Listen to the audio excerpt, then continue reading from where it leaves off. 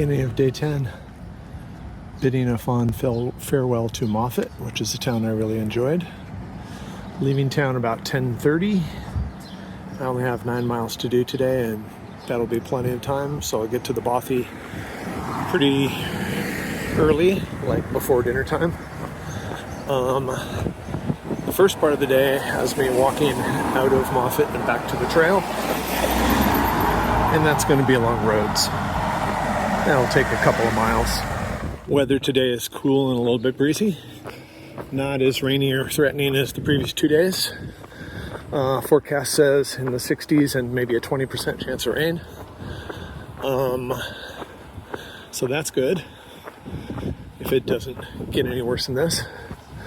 I visited the Moffat outdoor shop to pick up some more stove fuel, and he asked how it was, and I said, oh, it's been really, really boggy. And he said, yeah, that's just what the southern Upland way is.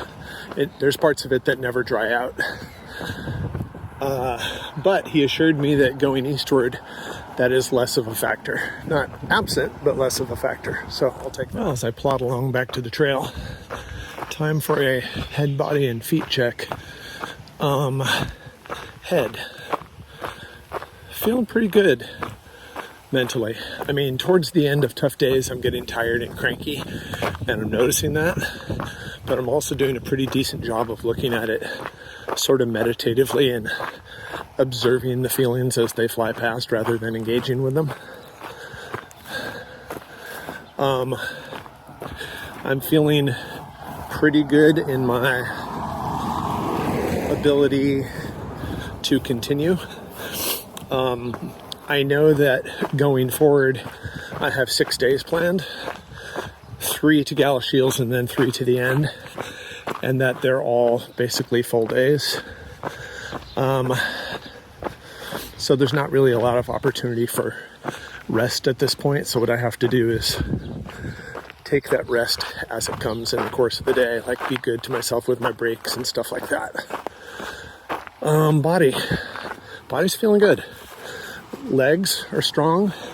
I mean, I've climbed close to 7,000 feet in the last 2 days, but I feel like I can do more. So my body has gotten to the point where it's like, okay, I can do this. Just keep going. Got some soreness, like in the shoulders from wearing a pack all day long, like typical stuff like that. But nothing's going wrong. Feet are the main issue. I've been using a lot of Compeed on my heels, and that's been helping. Ooh, a distillery. And some of my toes are being abraded on the top by the inside of the shoe, and I tape those off as much as I can, but the tape just comes off.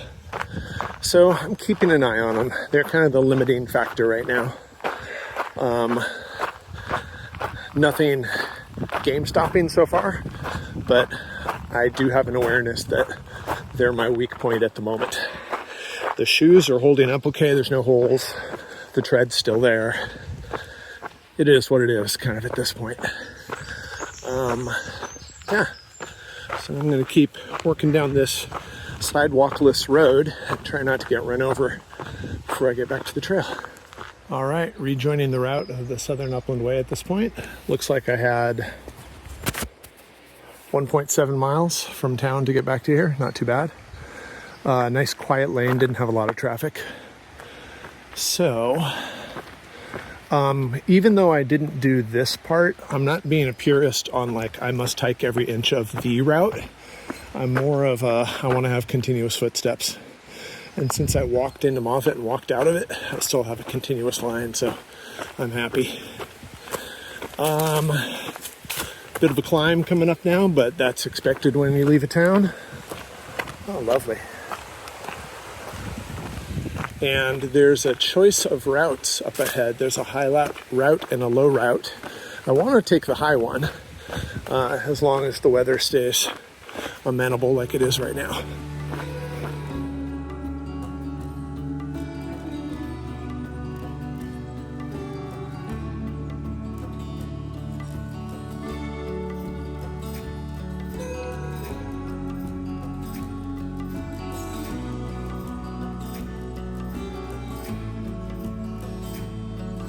Boy, I don't hate this. After that beautiful wood, a nicely manicured estate, the trail just wandering the edge of it next to a clear stream.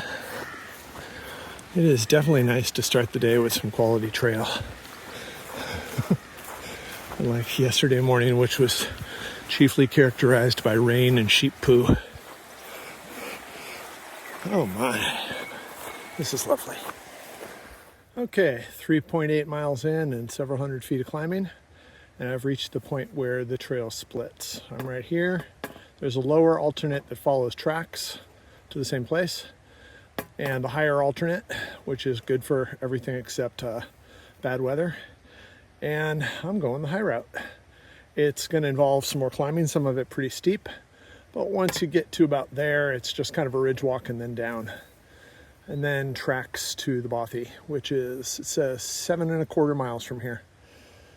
So, gonna end up with my walk from Moffat, it's gonna be like an 11 or 12 mile day. Okay, let's get this done.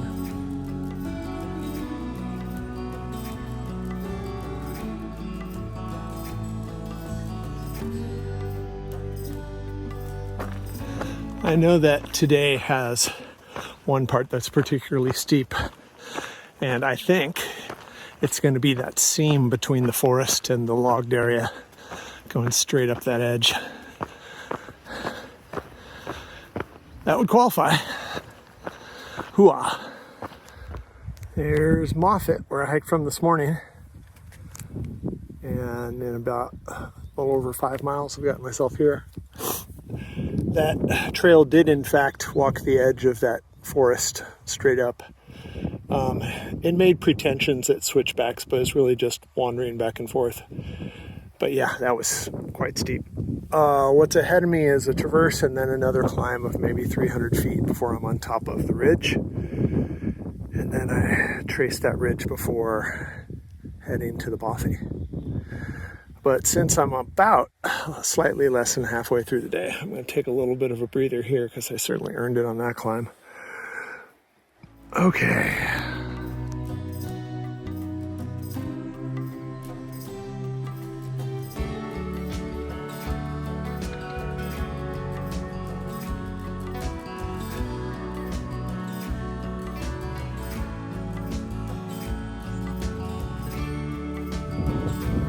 All right, I've reached the top of Croft Head, the high point for the day. The clouds are starting to lower a little bit, so I put on my shell, mostly to keep the wind off me. It's getting a little cold. Pretty wild place up here. Boy, that was a heck of a climb from Moffat. So from here, my trail is going to go in there, up that valley a little bit, and I'm not sure what direction, left or right, once you go up in there, but there's a pass to go over, and just down the other side of that pass is the Bothy. So still some uphill to do, got a big down to do here, and then up into that pass.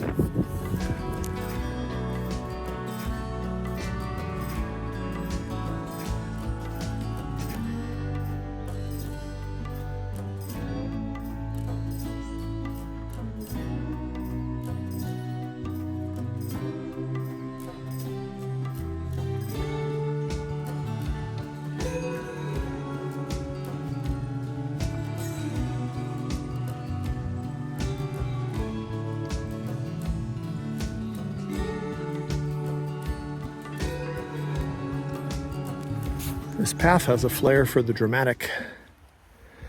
I know where I'm going. I know I'm supposed to get to that stone circle down there, but short of a zip line, I don't see how that happens. I mean, wow.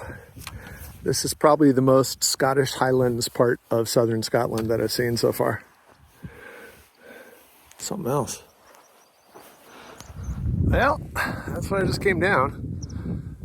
Might be tough to see, but there's some switchbacks on that steep part in the middle. Would have been a gnarly descent otherwise. And here at this pass, I'm right there. It says I have 2.5 miles to over Phawhope Bothy.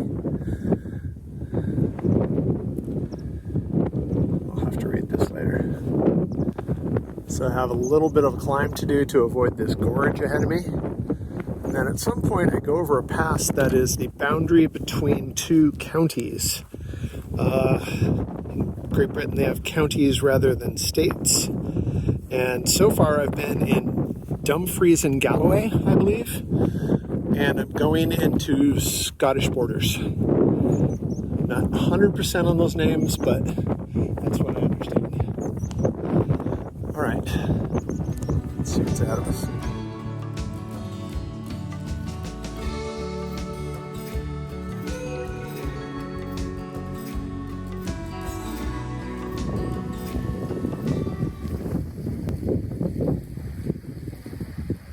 Isn't this just delightful?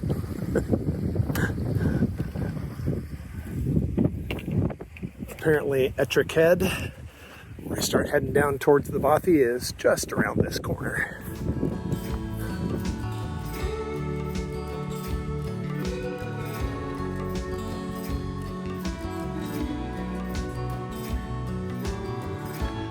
Exactly 10 miles today has brought me to over Phawhope, Bothy, and I think so far this one is the nicest one. Maybe because it's on a road and gets better taken care of, but let me give you a show around. Again, I'm the only one here so far. Drying out some wet gear from a couple days ago that I never got a chance to. So that building actually has a purpose. Through that door is a composting toilet. It's the only Bothy I've seen that has a bathroom. So that's kind of cool. And the main Bothy itself, got a fire pit area, a bench, a janky looking picnic table. Around back, down a short trail there, is a lovely little creek. So water is very easy to get. That's not true at all of them. And then inside,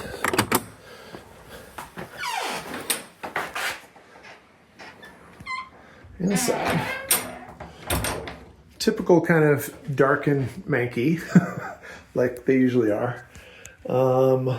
But it has separate sleeping areas, which is pretty nice. So it has this one, this tiny little narrow one. That's where I'm gonna load up. And then it's got this main room, which doesn't really have sleeping platforms in it. Well, it doesn't at all. And then it has this room over here, which has very large sleeping platforms. And not much else. So, yeah, I'm pretty impressed with this place. It does not have a supply of books, which I'm kind of bummed about. The Brattleboro Bothy did. This one does not. And I don't really have internet, so I'm going to be a little bit bored, sort of like at Chalk Memorial the other night. So that's home for the evening. It's not even 4 in the afternoon yet, because today was only a 10-mile day. So I have plenty of time to just kick around and not do things.